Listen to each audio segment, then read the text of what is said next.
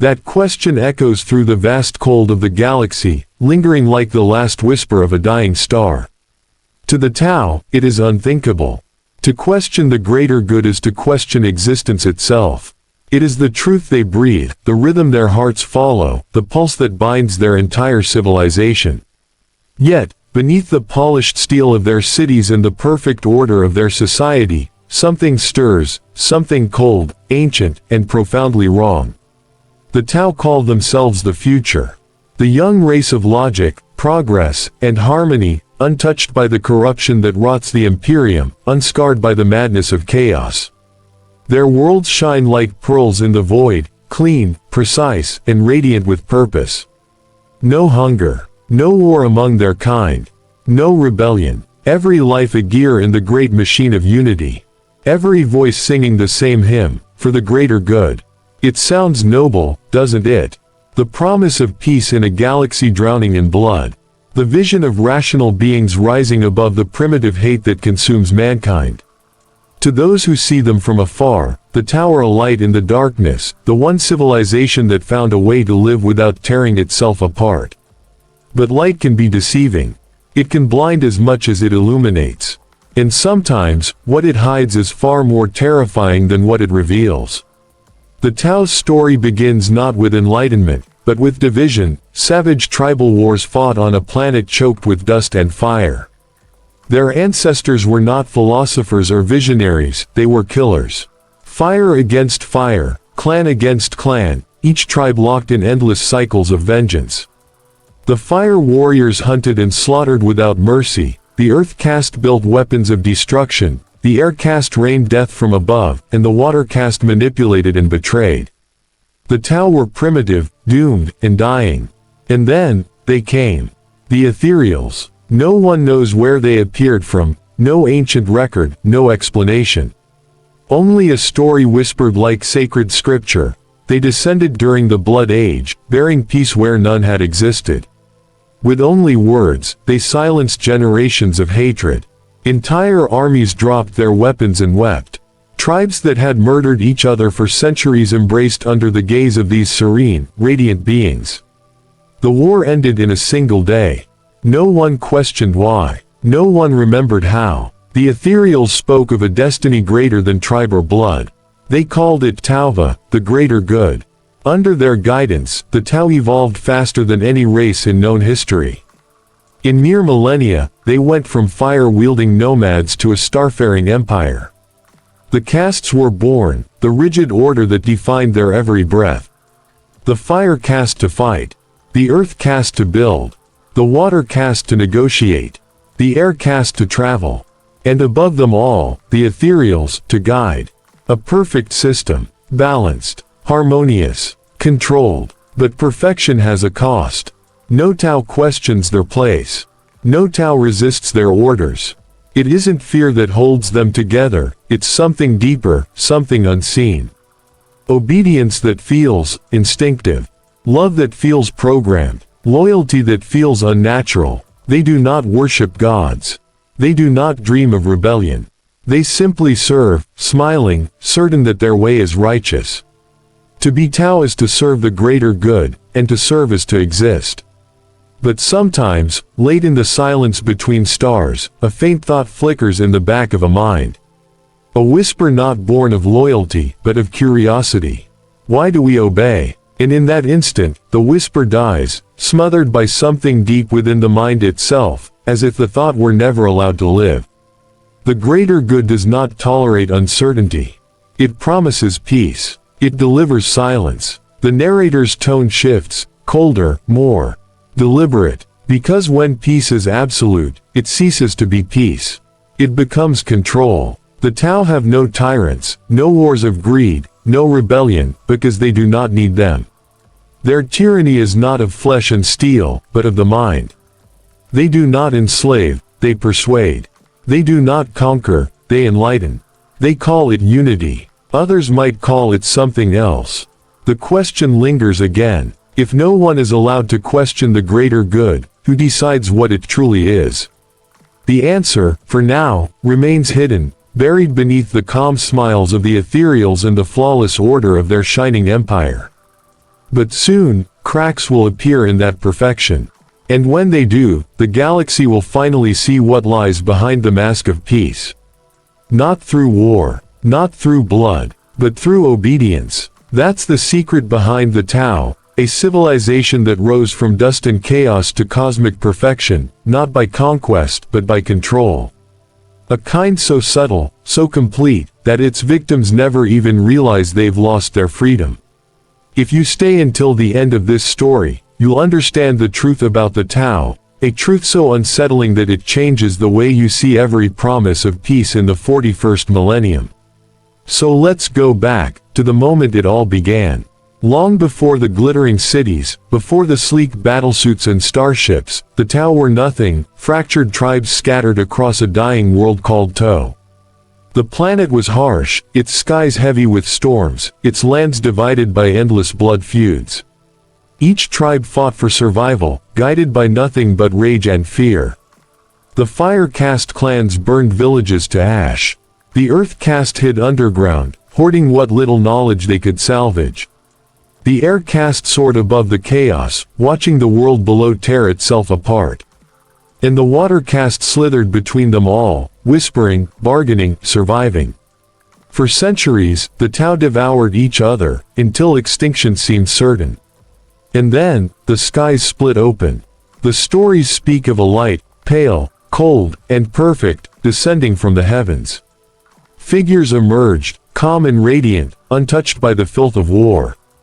Their eyes glowed with an unnatural serenity, and their voices, soft, melodic, impossibly persuasive, cut through the screams of battle like a divine command.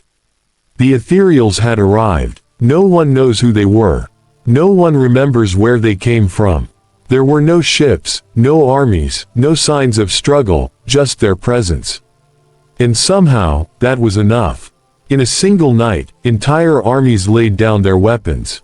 Warriors who had sworn vengeance for generations suddenly fell silent, their fury replaced by a strange, overwhelming peace.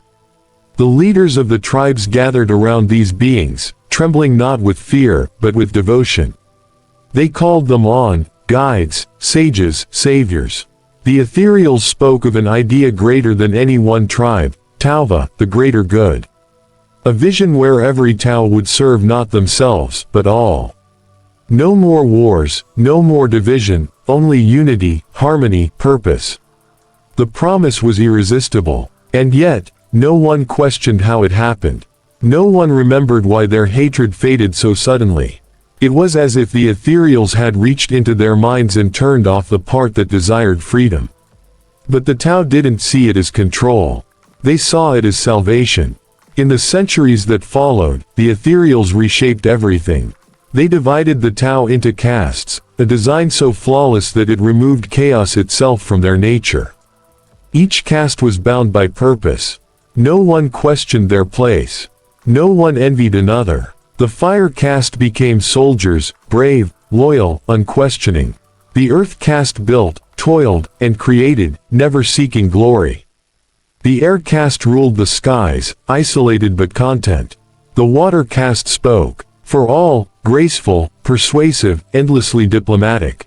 And above them all stood the Ethereals, silent, distant, and all-knowing. They never shouted. They never threatened. Their rule wasn't enforced by fear, but by something far more effective, faith. To see an Ethereal was to feel peace. To hear one speak was to feel purpose. Even now, no Tao can explain it. There are theories, whispers that they emit invisible pheromones, or perhaps psychic waves that compel obedience. But to the Tao, it doesn't matter. They believe, and belief is enough. Within a few short centuries, the Tao became the youngest major empire in the galaxy. Their technology leapt forward by millennia, their armies marched in perfect formation, and their society thrived in unity. To outsiders, they were proof that peace could exist in the grim darkness of the 41st millennium. But here's the question that no one dares to ask. If peace is forced, is it really peace at all? The Tao call it enlightenment. The Imperium calls it heresy. The orcs call it weakness. And yet, somehow, the Tao endure, spreading their influence across the stars, converting whole worlds not through fire and sword, but through quiet persuasion and chemical perfection. They are the mirror opposite of chaos. But mirrors, as you know, can lie. Because behind that calm blue glow, behind the soft words of the ethereals, there is something else, a silence too perfect, a harmony too absolute. A civilization that has traded its soul for order.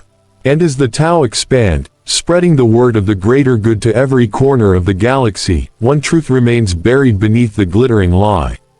The moment the first ethereal spoke, the Tao stopped being free. For the Tao, the answer is neither. It is something far more dangerous, purpose. Every Tao is born with it, molded by it, consumed by it. From the moment their eyes open, they are told that they exist for the greater good, and nothing else. There is no question of what life they will lead, no chance to dream, no path to choose. The Tao do not choose. They fit. And in this perfect alignment lies the brilliance, and the horror, of the Tao Empire. The caste system is their foundation, the invisible architecture of obedience. 5 divisions, perfectly balanced, each one designed not just to serve, but to define what a Tao can be. The fire caste, warriors of the empire. They are born in heat, raised in barracks where the air smells of metal and ozone. Every heartbeat drills into them one command: fight for the greater good. They are fearless, loyal, disciplined to the last breath.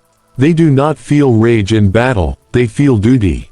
To kill for peace is their purpose, and they accept it without question. The earth caste, builders, engineers, and laborers. Their lives are measured in precision and progress. They design the pulse rifles, the starships, the habitats that feed and protect the empire. They have no need for glory, their satisfaction comes from creation. They are the hands that shape the dream, and the shackles that keep it stable. The air caste, tall, slender, and pale, their bones hollow from life in low gravity.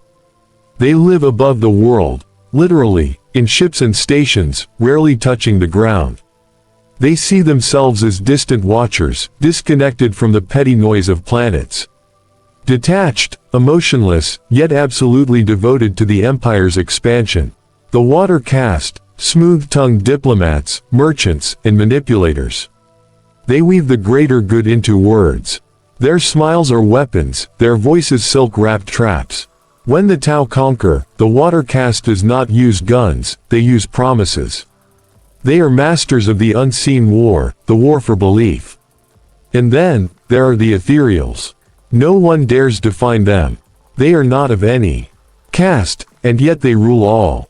The Tao speak of them as living symbols of the greater good, wise, serene, uncorrupted. Their presence demands obedience not through force, but through something deeper, primal. Even the most hardened fire warrior will lower his head at the sight of one. Even the most skeptical earth caste engineer will weep at their words. Some call it faith, others call it manipulation, but whatever it is, it works. The ethereals do not raise armies, they simply command belief. And belief is the purest weapon in existence. Day by day, the machinery of unity hums with perfect precision. Every citizen knows their role, every role feeds the whole, and the whole feeds the dream. There are no strikes, no protests, no hunger, no envy. Only motion, efficient, synchronized, eternal. At first glance, it seems beautiful. But if you listen closely, beneath the harmony, there's a hum, a quiet, endless hum, like the beating heart of a machine. You begin to realize, this society doesn't breathe. It functions. Individuality has no place here. There are no poets, no rebels, no wanderers. Even love is structured, assigned by genetic compatibility, scheduled by societal need. The Tao do not fall in love, they are matched. They do not chase dreams, they are assigned goals. They do not ask why. Because there is no why in a perfect machine. Only how. How to serve. How to obey. How to maintain the greater good. The ethereals promise that this system brings peace, and perhaps it does. But peace without choice is not peace. It is stillness. And stillness can hide decay for a very long time. The fire warriors march, the earth caste builds, the water caste persuades, and the ethereals watch. Always watch. They do not need to threaten. They do not need to punish. Their gaze alone is enough to dissolve rebellion before it is born.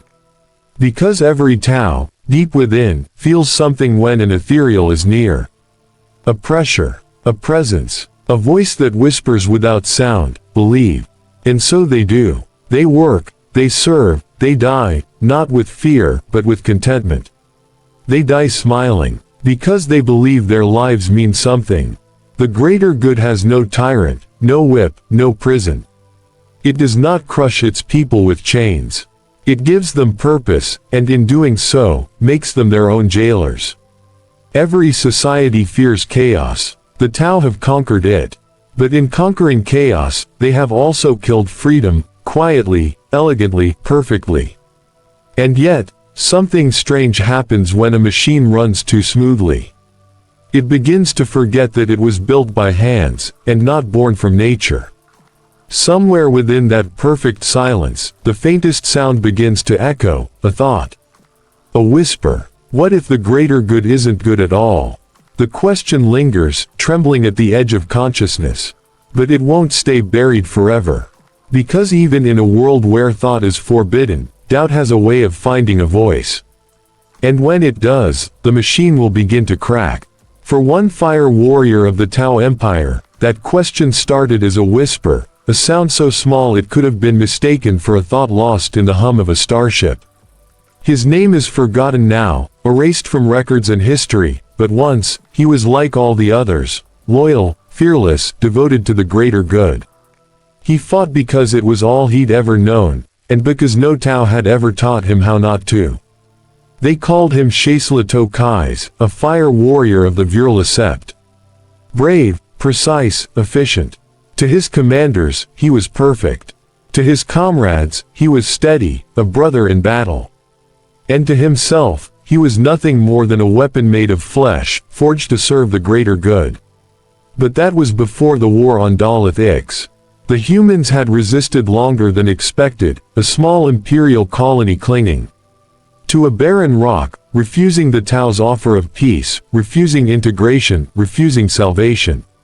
They called the Tao, xeno-filth, false prophets, mind thieves.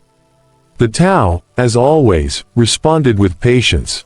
The water caste negotiated. The fire caste waited. The ethereal watched. But the humans did not bow. So the fire caste advanced. The battle was swift and merciless, plasma and pulse fire slicing through imperial trenches like rivers of light. Kais fought as he had been trained, efficiently, dispassionately. Every target acquired, every shot precise. The greater good demanded swift resolution. The enemy was irrational, emotional, primitive. And yet, as he stood over the battlefield, surrounded by smoke and ash, he saw something that made him hesitate. A human woman, covered in dust, her hands trembling, clutching a dying child. She looked at him, not with rage, not with fear, but with defiance. With the kind of defiance that no training could erase. She whispered something, words Kais could not understand, and pressed her forehead to the child's. Then she glared at him one last time. Not as an enemy, but as someone who pitied him. A pulse shot ended her life. But her eyes didn't close. Kais felt something in that moment, a flicker of something foreign. He couldn't name it, but it burned behind his ribs like static. For the first time, he didn't feel victorious. He felt small. After the battle, as the ethereal addressed the troops, praising their discipline, Kais barely listened. His mind was replaying that moment over and over, the woman's eyes, the way she stared as if she could see through him. Through his armor, through his belief. That night, he dreamt of her. In the dream, her words were clear. "You think you're free," she said. "But you're not. You're owned." He woke drenched in cold sweat, something the Tao barely experience. His pulse raced. His mind screamed to reject the thought, but it stayed. It stayed. He tried to meditate. He tried to recite the mantras of unity. For the greater good. For the greater good. But every time he spoke the words, they felt hollow. The next morning, during the debriefing, he noticed something he had never truly seen before. The way his comrades stood, perfectly still, perfectly synchronized, their eyes vacant but calm. They nodded at every command, moved in unison, breathed in rhythm. Machines in blue armor. And in the center of the formation, the Ethereal stood, radiant, serene, untouchable. When he spoke, his voice resonated deep in Kai's skull, smooth and soothing.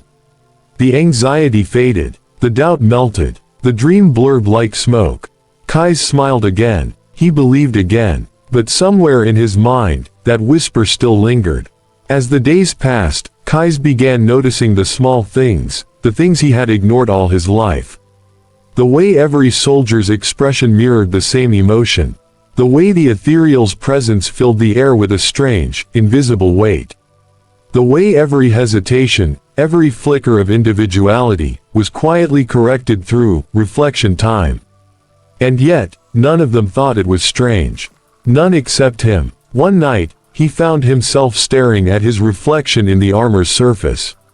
The clean, symmetrical lines. The emotionless mask. The symbol of the greater good etched into the plating. He whispered softly, "Do I serve the greater good, or does it serve me?" No answer came, only silence. But silence, he was learning, could be louder than words. The next morning, as the fire warriors prepared for another campaign, Kai noticed a comrade missing, a soldier who had once joked about seeing too much. When he asked where the comrade had gone, the squad leader simply said, "He's been purified." Purified, a word that should have sounded holy. But it didn't. It sounded final. Kai nodded, pretending not to understand, pretending not to feel. But inside, the whisper grew louder. Why did they call it the greater good, when it requires silence? In the grand order of the Tau Empire, doubt was a disease, rare, deadly, and quickly removed. But what happens when that disease learns to hide? When it festers quietly in the corners of the mind, waiting for the right moment to speak again? Because no matter how deep the Tau buried their doubts, no matter how hard the Ethereal silenced questions, one truth remained. The mind, once awakened, never truly sleeps again. And in the stillness of his perfect world, Kai began to wake up. That was the nature of the Ethereals, being so revered, so untouchable, that questioning them wasn't just forbidden. It was impossible. For the Tau, the Ethereals weren't leaders. They were the living embodiment of the greater good, the pulse of the Empire itself. But for Kai, something had changed. Since Daleth Ix, he couldn't unsee the cracks. He felt them in every salute, every mantra, every whispered word of obedience. The Empire's perfection no longer comforted him, it suffocated him. Every moment of silence felt heavier. Every command felt rehearsed. Every ethereal gaze burned through him like light dissecting glass. He tried to bury the thoughts. He told himself it was exhaustion, battle stress, impurity of spirit. But thoughts have weight, and these thoughts grew heavier with each passing day. The whispers came at night now. Not voices, not words, but suggestions. Echoes that sounded like his own conscience asking questions no Tau should ever ask. Why do you obey? Why do you never question? Why do you feel peace when they look at you? And worst of all, why can't you stop? Kai started watching, observing, measuring the details that no one else seemed to notice. He saw how the Ethereals never shouted, never commanded directly, yet their will was law. How their mere presence shifted the mood of an entire room. Fear melted into calm, anger dissolved into devotion, doubt vanished like vapor. It was beautiful, and terrifying. One morning, during a military briefing, the Ethereal Anav addressed the troops. His tone was soft, almost kind. He spoke of unity, of sacrifice, of purity. But Kai couldn't focus on the words. His attention was fixed on something else, something he felt rather than saw. It was like a vibration, a pulse beneath the voice. Subtle, rhythmic, not sound, not sight, something in between. When Anav turned his eyes toward him, Kai felt the air shift. His muscles relaxed. His breathing slowed. His fear, his confusion, all of it vanished in an instant. And for a moment, he loved the ethereal. Not admiration, not loyalty. Something deeper, instinctual, unnatural, absolute. Then the ethereal looked away. And just like that, the spell was gone. Kais stumbled out of formation, dizzy, his heart hammering. He couldn't explain it. He didn't want to explain it. But he knew what he'd felt wasn't faith, it was control. Later, in the barracks, he asked his squad quietly, "Do you feel anything when an ethereal looks at you?" The room went still. One soldier frowned. Another laughed uneasily. A third whispered, "You shouldn't say that." Kais forced a smile. "I was only curious." But the others didn't answer. They looked away, eyes blank, faces calm. That night, Kais received a message, "Report to Reflection Hall 17. The reflection halls were places of meditation, where Tao were guided back to clarity, or, if clarity failed, erased. Kais went, of course. Refusal was unthinkable. Inside, the air was thick with incense and silence. A single ethereal waited in the center of the room. His robe shimmered in pale blue light. His expression was neither kind nor cruel, only still. "Kais," he said softly, "you've been troubled." Kais bowed his head. "I seek understanding, Anil." "Understanding," the ethereal repeated, smiling faintly. "A noble pursuit, when guided by purpose." The words wrapped around Kais like chains made of silk. He wanted to confess everything, but his mouth would not move. His tongue felt heavy. His thoughts blurred. The ethereal stepped closer, eyes glowing faintly in the dim light. "You serve the greater good, do you not?" "Yes," Kais whispered. "And you love the greater good?" "Yes." "Then there is nothing to fear." The ethereal raised a hand, not in threat, but in reassurance.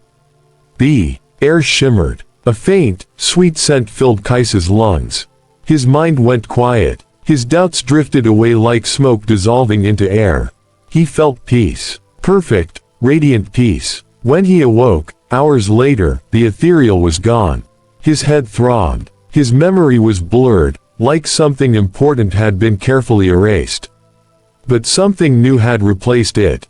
A thought that wasn't his own, but sat inside him like a seed. "You were loyal. You were whole. You were at peace." He repeated the words until they sounded true. Days passed. The dreams stopped. The fear subsided. Kais became himself again, the perfect soldier, the loyal fire warrior, the believer. And yet, deep within the stillness of his mind, the seed began to crack. He didn't know it yet, but what had been erased left behind an echo, a memory that refused to die. A memory of being silenced. And the moment he remembered, the empire would tremble.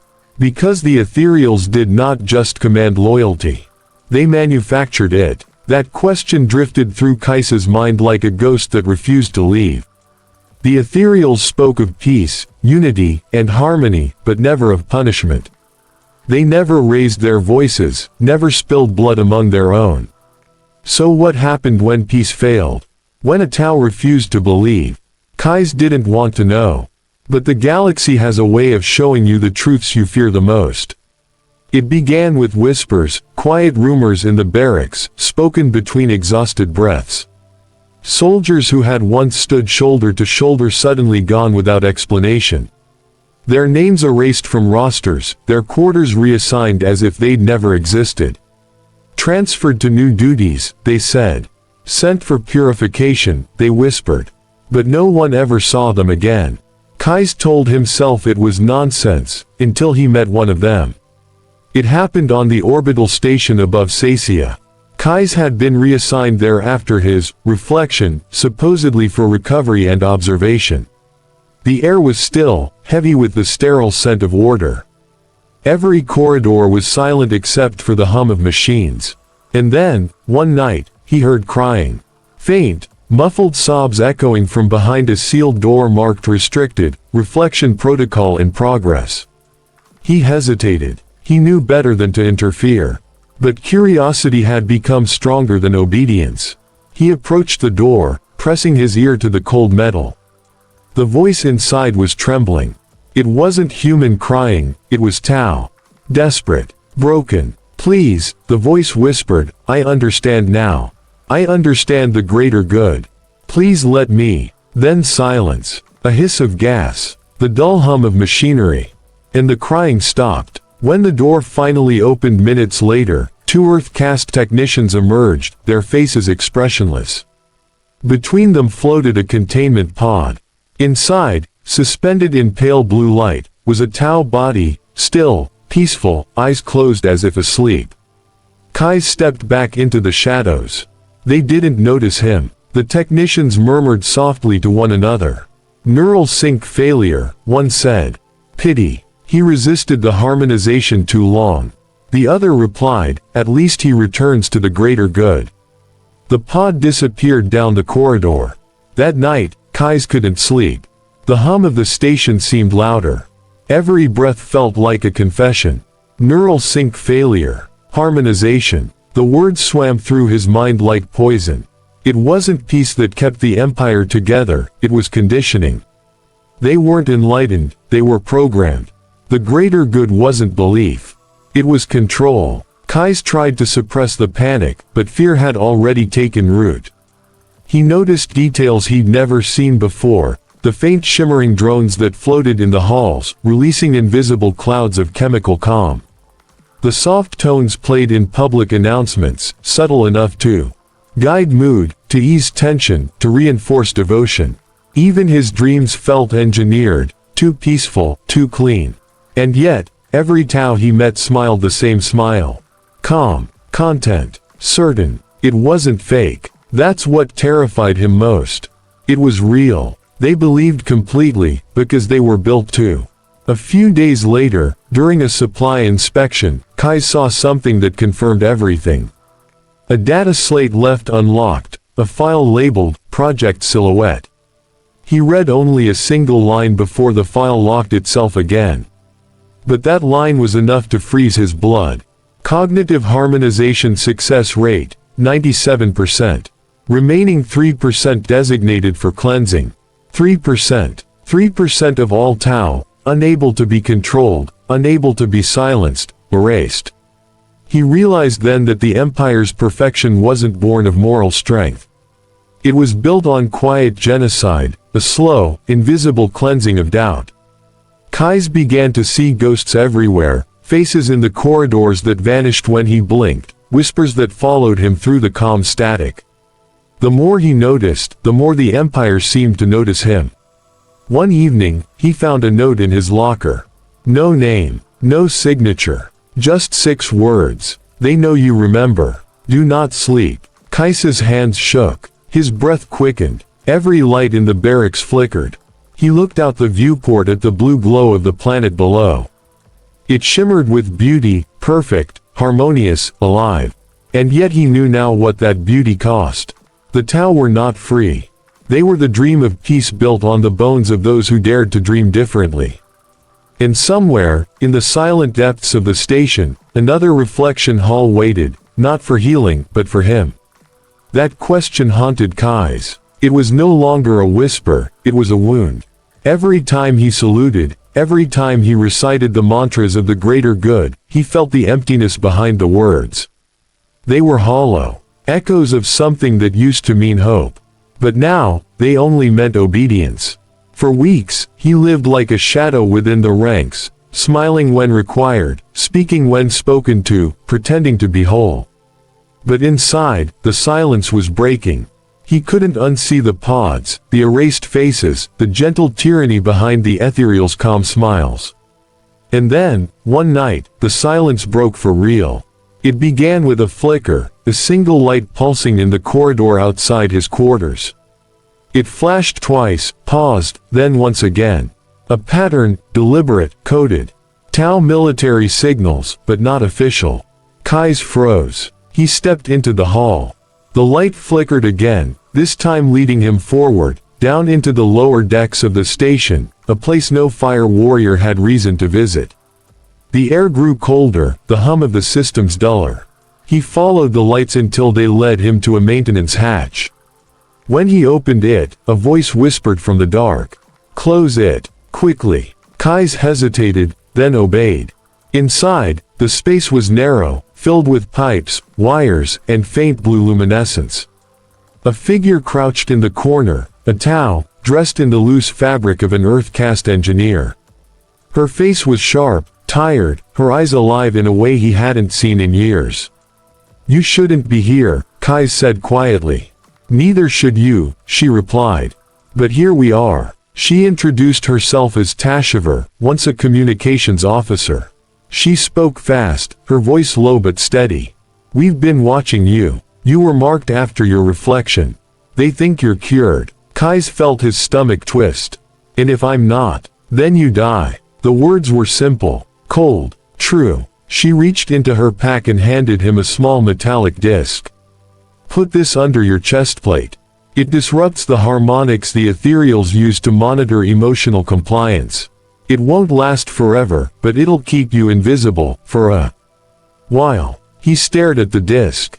"Why help me?" Tashiver smiled faintly. "Because you're like us. You woke up." She led him deeper through the tunnels until they reached a hidden chamber carved from the belly of the station, old machinery repurposed into a refuge. Dozens of Tau were there, warriors, builders, scientists, even water caste diplomats. Their armor was mismatched, their expressions weary but sharp. No one spoke loudly. Voices were a luxury here. Tashiver gestured toward them. "These are the fractured, the ones who saw too much. The ones who didn't forget."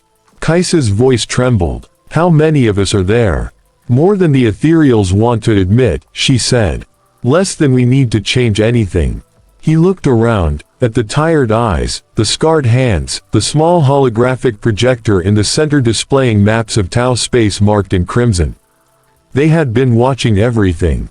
"They say the Ethereals are divine," one of the fractured murmured, "but divinity doesn't need control." Another added, "We've intercepted communications from the upper caste. They're expanding the harmonization protocols.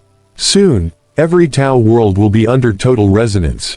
Kais frowned. "Resonance." Tashiver nodded grimly. "It's how they bind us. It's not faith, it's frequency. A manipulation of the neurochemistry through the pheromones, the light wavelengths, even the sound of their voices. They tune us like instruments." Her words felt like knives. Kais thought of the Ethereal's calm voice in Reflection Hall 17, the way his fear had vanished, the peace that felt forced. "They're not guiding us," he whispered. "They're playing us." Tashiver's eyes burned. "Now you understand." For the first time in his life, Kais felt something he couldn't name, not fear, not anger, but liberation. The illusion had shattered completely, and though the truth was horrific, it was real. Among the fractured, he felt something the greater good had never given him: choice. Over the next few weeks, he lived two lives. By day, the obedient soldier. By night, the conspirator. He learned how deep the network ran: secret messages embedded in data transfers, smuggled coordinates, sabotage hidden behind maintenance logs. They weren't trying to destroy the Empire. They were trying to free it, or at least, free themselves. But even in their secret haven, fear lingered. Every time the station's comms buzzed, every time a patrol passed too close, every time a familiar face disappeared, silence followed. One by one, the fractured began to vanish.